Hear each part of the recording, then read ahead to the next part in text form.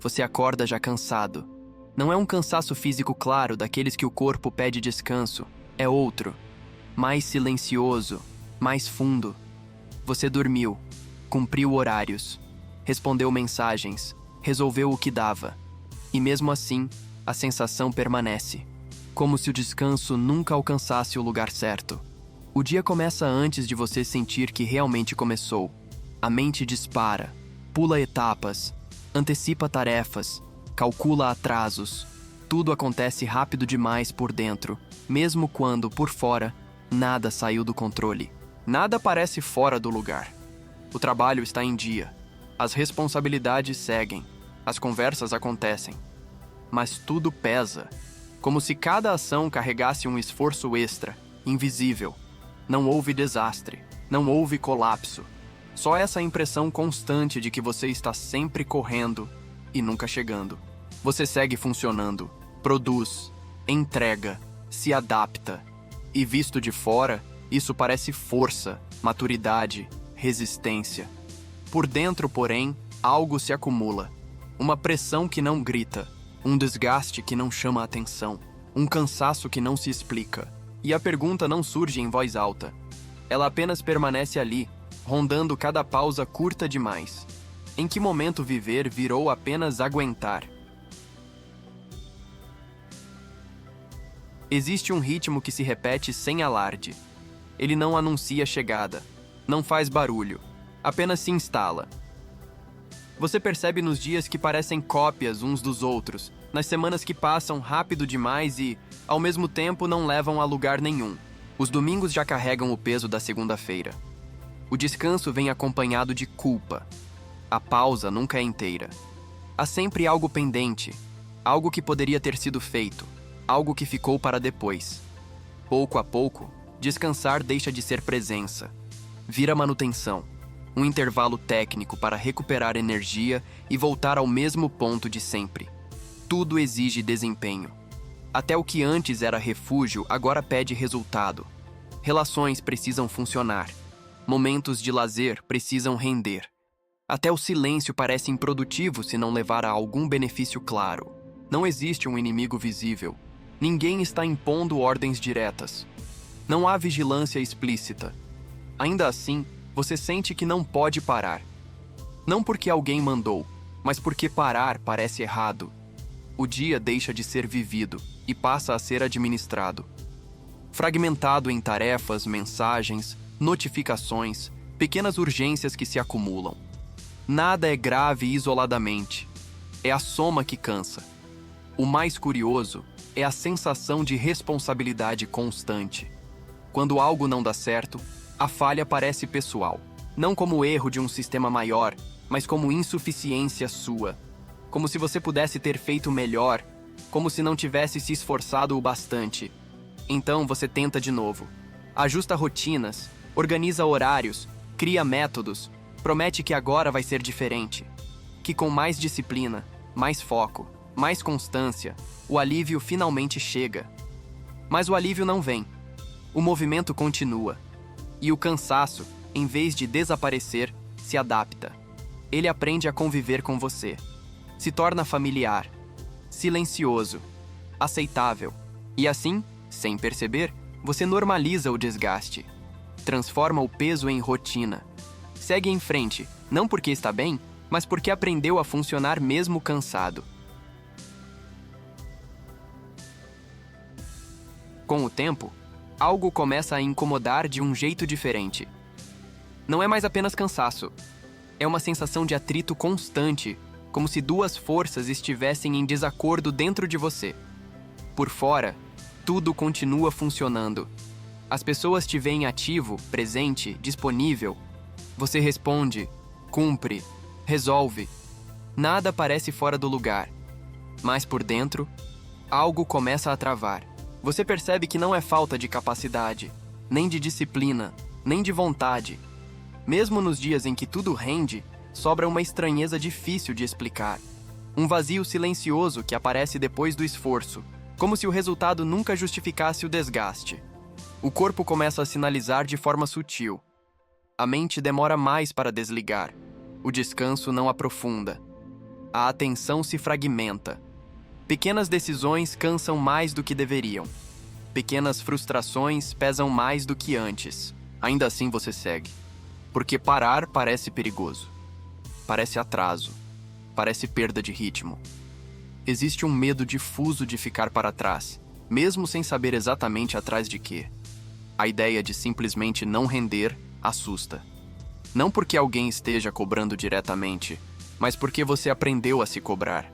Aprendeu a medir seu valor pela constância, pela resistência, pela capacidade de aguentar sem reclamar. E se você parar agora por alguns segundos, talvez perceba algo incômodo. Mesmo quando ninguém está olhando, mesmo quando não há cobrança alguma, o corpo continua tenso, como se o descanso precisasse de permissão. A pressão então não vem de fora. Ela nasce dentro, se renova sozinha. Não precisa de vigilância externa. Você mesmo antecipa expectativas, ajusta comportamentos, corrige falhas antes que alguém as aponte. É nesse ponto que o cansaço muda de natureza. Ele deixa de ser apenas físico ou mental. Ele se torna existencial. Um desgaste que não some com férias, nem com pausas curtas, nem com a promessa de que tudo vai melhorar quando essa fase passar. Porque a fase não passa. Ela se estende, se infiltra. E você começa a suspeitar que o problema não está no esforço insuficiente, mas no próprio modo como a vida está sendo conduzida. Essa fricção não explode, não gera crise imediata. Ela apenas permanece. Um desconforto contínuo, difícil de nomear, que acompanha cada dia e transforma até os momentos neutros em algo levemente pesado. E talvez seja isso que mais cansa: continuar, dia após dia, sentindo que algo não encaixa, sem saber exatamente o que. Quando essa fricção se mantém por tempo demais, algo começa a se deslocar. Não no mundo ao redor, mas no jeito de olhar para ele. O que antes parecia apenas cansaço, passa a revelar um padrão maior, difícil de ignorar. Você começa a perceber que não se trata de um momento isolado, nem de uma fase ruim. Existe uma lógica silenciosa organizando esse desgaste. Uma lógica que transforma movimento em obrigação e esforço em identidade. É nesse ponto que esse estado ganha nome em A Sociedade do Cansaço, de Byung-Chul Han. Não como explicação técnica, nem como teoria distante, mas como reconhecimento de algo que já estava sendo vivido. Um tempo em que o esgotamento não nasce da repressão direta, mas do excesso constante. Não da proibição, mas da exigência permanente de desempenho. Um tempo em que cada pessoa se torna responsável por se empurrar além do limite, todos os dias. Nesse cenário, o cansaço deixa de ser um problema a ser resolvido rapidamente. Ele se revela como sintoma, um sinal de que a vida foi tomada por um ritmo que nunca desacelera por dentro, mesmo quando tudo parece sob controle por fora. Nada parece errado isoladamente. O trabalho faz sentido. As metas são razoáveis. As tarefas são possíveis. O peso está na soma, na repetição, na ausência de pausas reais, daquelas que não pedem justificativa nem precisam render algo depois. Talvez o mais desconfortável seja perceber que isso não é falha individual, não é falta de força, nem de organização. É um modo de existir que normalizou o esgotamento e passou a tratá-lo como virtude silenciosa. Quando essa leitura se impõe, algo muda. O cansaço deixa de ser vergonha, deixa de ser fraqueza, ele passa a ser mensagem. Não uma solução pronta, mas um aviso persistente de que viver não pode ser reduzido a apenas funcionar bem. Essa percepção não resolve o dia seguinte, não apaga compromissos, não elimina pressões, mas ela altera o lugar de onde você olha para tudo isso. E às vezes, essa mudança de leitura já é o início de uma ruptura possível. Talvez o ponto não seja eliminar o cansaço imediatamente, nem encontrar uma solução rápida que faça tudo voltar ao normal. Talvez o ponto seja outro, perceber o que esse desgaste está tentando dizer. Porque esse cansaço não nasce do acaso.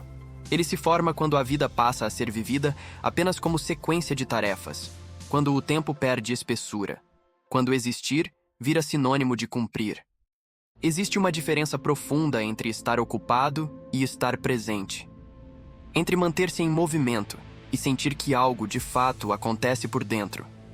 Entre aguentar o dia e atravessá-lo com sentido. Essa percepção não transforma a rotina de uma hora para outra. Não encerra cobranças. Não suspende exigências. Mas ela cria uma fissura no automático.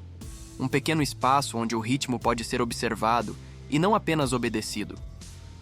Às vezes, é nesse espaço mínimo que algo começa a se reorganizar. Não como promessa de alívio imediato, mas como recuperação lenta de sensibilidade. A capacidade de sentir quando algo pesa demais, quando o limite foi ultrapassado, quando funcionar já não basta.